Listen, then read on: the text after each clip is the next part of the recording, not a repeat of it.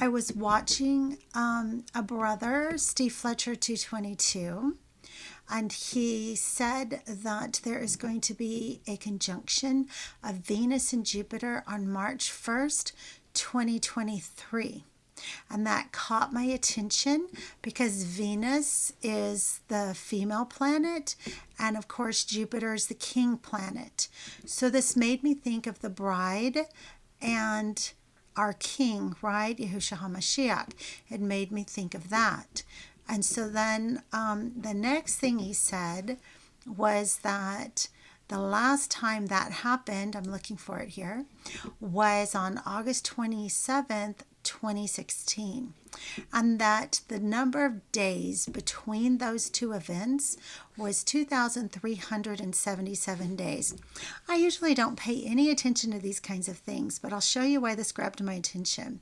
So, first of all, just let me tell you, 2,377 days. I looked it up. That is 6 years, 6 months, and 2 days.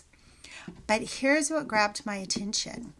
In the Greek Strong's, 2,377 means doorkeeper.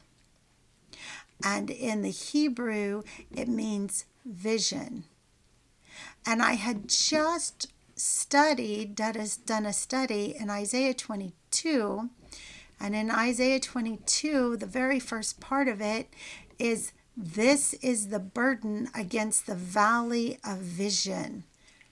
Okay, the false prophets, those who say that they're receiving the word of Yahweh and are not, the valley of vision. And it's really interesting. Your slain did not die by the sword. How did they die? Nor were they killed in battle. All your rulers have fled together, captured without a bow. All right. So anyway, it's just about a woe that is being pronounced against this valley of vision, right? Because the very next thing that we read in this chapter is about the two servants, which I went over in the study yesterday, so I'm not going to belabor the point. You have the evil servant, okay? I would say the false shepherds, for instance, those that are in the valley of vision. Also, the bad servants in our political system, in our educational system, in our justice system, they're all going down. All of these systems. It's called Babylon. Babylon is just one big spiderweb system that has us in bondage right now. But he said, come out of her, my people, that ye be not partakers of her sins and receive not of her plagues. Glory be to the Father. Thank you. Thank you for calling us out. Anyway, but I want to show you something interesting. So first, let me take you into Stellarium so that I can show you this conjunction, okay? Okay, so what I want to show you, I've got it set on February 28th, and what I want to show you is, you see the fish right here? So this is Pisces.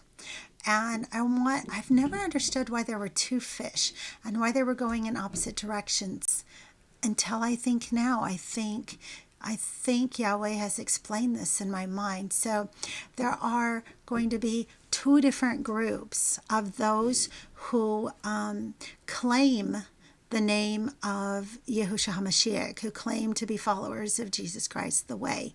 All right. There are the righteous few, right? The remnant. And remember, we've come up with all these different terms that describe them. Joshua, the 144,000, the redeemed of the daughter of Zion. Anyway, so on and so forth. There's lots of different terms. But anyway, so there are the righteous, right? The ones that are going to be hidden in the day of his anger. And then there are those that are going to go through the tribulation. Okay, and you see how they're moving in different directions. This one is And it looks like they had the same place where they started, but now this one is going in a different direction than that one. Now look at the tail here. Do you see Venus? All right, so let's just kind of move forward. As it starts to get dark, do you see Jupiter and Venus right there together? Now remember, Jupiter is the king planet and Venus is a female, right? A female goddess, but anyway, we'll say a female. Because of course, Rome, anything to do, they're the great usurper, right? They take everything that God has created and they try to redefine it in their own terms. But we're not going to let it be redefined. So Jupiter is the king planet and Venus would be, could represent his bride, okay? But check this out. So here they are. This is February 28th. Now, we're going to go through the night, and then we're going to come back up in the morning.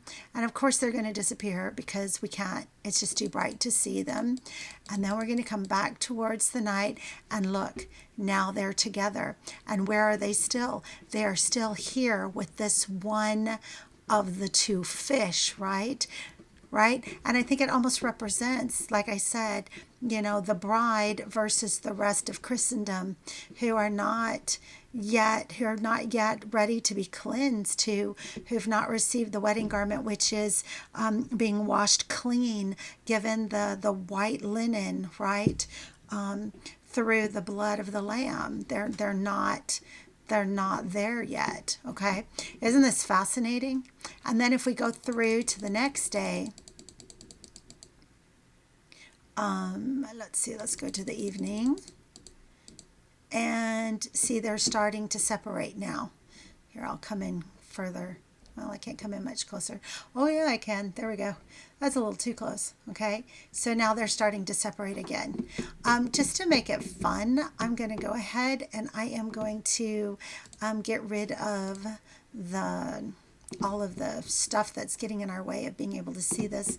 And I'm going to go ahead and go backward now, because now we're on March 2nd. So we're going to go back and watch this.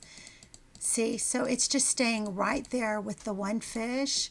They're coming together. Look how close they are now. Do you see that? Isn't that beautiful? And now we're back to March 1st and then working our way back to February 28th. Do you see that? So it is Venus, right, that is moving towards Jupiter. The bride is getting herself ready to go to her husband, Jupiter. Watch this. Watch this. Watch the way the procession. See, it's almost like Jupiter is standing still. It's Venus that is coming to her king, to her husband. Do you see that? Going through the gate, right? He's the gate. And then moving into his courts. Isn't that interesting? I find it beautiful. Anyway, I wanted to share that. Okay, so 2377 in the Hebrew is chason, and it actually comes from the origin chasa, which means vision. Okay, vision. Show me what you want me to show them.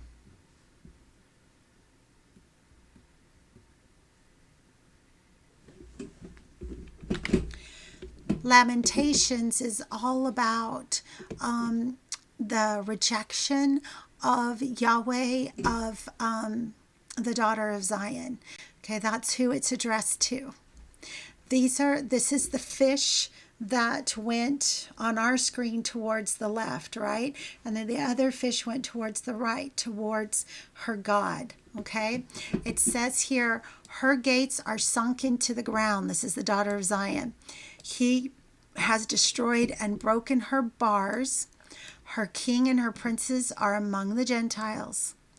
Right? And we know that because this is also Ephraim, before Ephraim, before the remnant of Ephraim, before the remnant of the daughter of Zion becomes cleansed, right? So anyway, her king and her princes are among the Gentiles. That's exactly what Hosea tells us, is that Ephraim is among the Gentiles. The law is no more. Look at this. Her prophets also find no vision from Yahweh. What was it? Vision. Isn't that fascinating? The next verse, verse 10 says, the elders of the daughter of Zion, just like I said, okay, these are the leaders that are going to be destroyed in a day. That was our study yesterday. Sit upon the ground and keep silence. They have cast up dust upon their heads. They've girded themselves with sackcloth. The virgins of Jerusalem hang down their heads to the ground. I think verse 12 is very instructive also. They say to their mothers, the mothers are the church. The scriptures, I think, are very clear about that. Where is corn and wine? When they swooned as the wounded in the streets of the city, when their soul was poured out into their mother's bosom. Okay? They're asking these churches, where is the corn and wine? Verse 13, what thing shall I take to witness for thee? What thing shall I liken to thee, O daughter of Jerusalem? What shall I equal to thee, that I may comfort thee, O virgin daughter of Zion? For thy breach is great, like the sea. Who can heal thee? Thy prophets, here it is again, have seen vain and foolish things for thee. And they have not discovered thine iniquity to turn away thy captivity, but they have seen for thee false burdens and causes of banishment. So that is, vision, talking about visions again. So we have the false visions of the false prophets. But then look what's going to happen, okay? For those for whom the Lord is our defense and the Holy One of Israel is our King. Going on to verse 19, this is Psalm 89. Then thou spakest in vision. Now this is a true vision, okay? To thy Holy One, and said, I have laid help upon one that is mighty. This mighty one is the 144,000. It's the child that's born in Revelation, in the Revelation 12 sign. It's the nation that's born in a day. It is Ephraim, the firstborn son. I have exalted one chosen out of the people, right? These are his chosen. These are the ones that are taken, one of a family and two of a city. I have found who? David, my servant. With my holy oil have I anointed him. Okay. Now, David of old, that singular king, was a type and shadow for this righteous group who are going to rule and reign with Christ. Okay. My servant David. But then if we look in Isaiah, let's see, but thou art my servant, thou art Israel. Thou Israel, I'll get this right in a second, art my servant. Jacob, whom I have chosen, the seed of Abraham, my friend. Thou whom I have taken from the ends of the earth, right? Because it is this group that is taken from all over the earth, the 144,000, and called thee from the chief men thereof, right? From the chief men. This is more than one person. And said unto thee, thou art my servant, I have chosen thee, and not cast thee away. See, it's the exact same group. It's really important that we understand this. I have found David, my servant, with my holy oil. I have anointed him, with whom my hand shall be established. Mine arm also shall strengthen him. The enemy shall not exact upon him, nor the son of wickedness afflict him. Right? And I will beat down his foes before his face and plague them that hate him. All right.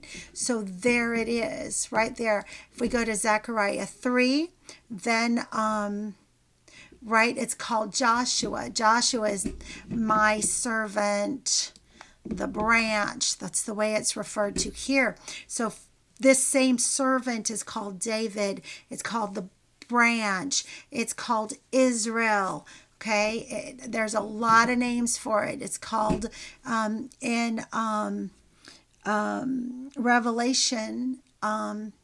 It's called in Revelation 12 sign. It's called the baby. Remember, there was the woman who was in pain to be delivered, and she gave birth to a son. Right in Jeremiah 31, it is Ephraim.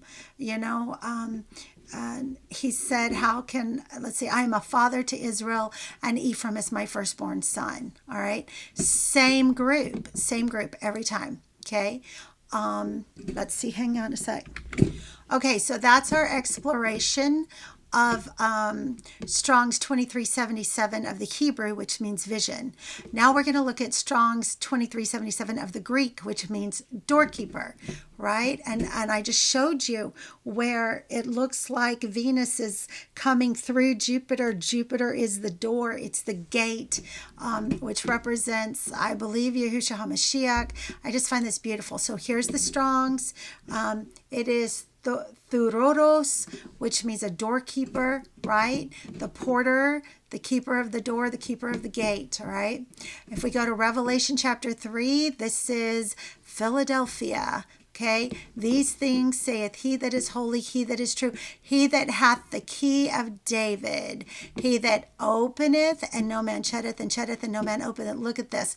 I know thy works, behold, I have set before thee an open door, and no man can shut it. Of course they can't, because he is the keeper of the gate.